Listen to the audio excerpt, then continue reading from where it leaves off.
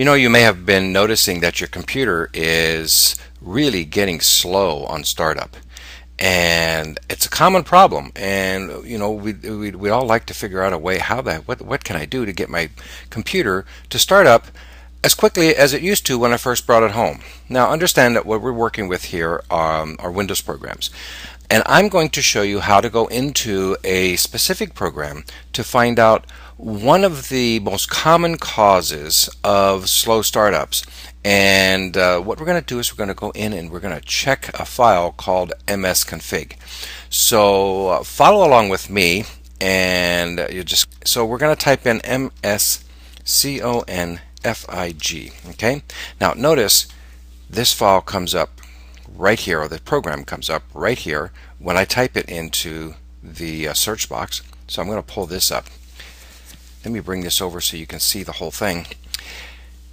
You'll see this pulls up a system configuration dialog box.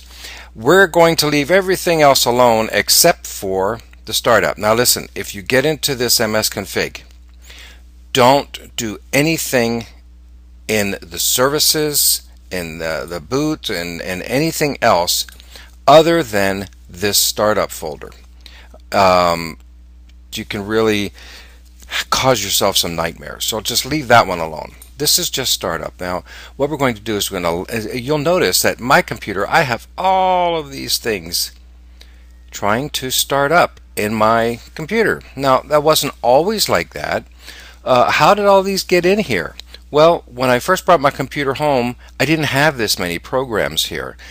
As I started loading more and more programs on, then every program I would put on, or not everyone, but a lot of programs that I put on, it just puts itself in a startup menu, and so it just takes longer and longer and longer and longer to start up. Well, when you pull this up, you're going to sort by the command file, and I'm going to just go through here. Now, typically speaking, there's some schools of thought as to whether or not you can eliminate all of these programs or not. I'm going to say be safe. Let's not disable them all.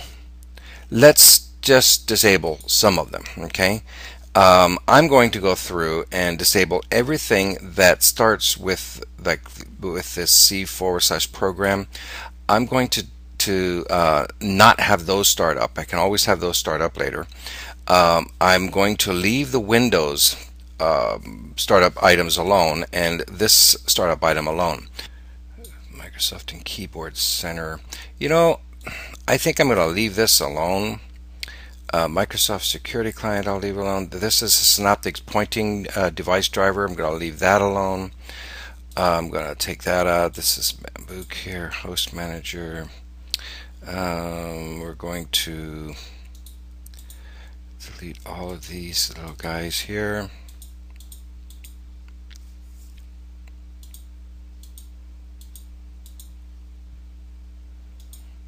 Be almost easier for me to go in and delete everything and then just add back the ones that I want, wouldn't it?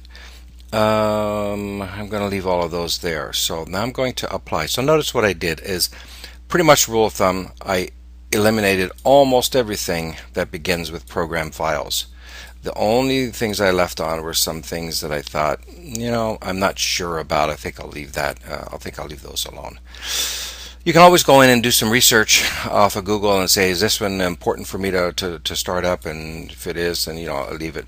Also, if once you do this is not irreversible. If once you do this, you're finding that something is not starting up that you wish you would have left to start up, well, then go back in and change it. But what's going to happen is we're going to eliminate all of those programs from starting up on startup, and it's going to save. Well, it can save quite a bit of time actually. So let me go ahead and apply this. And it's going to ask you to restart your computer. So you'll go ahead and restart your computer, and then you're going to get a message that says that your items have changed. Do you want to accept that? And you say yes, and then you're good to go. And that's it.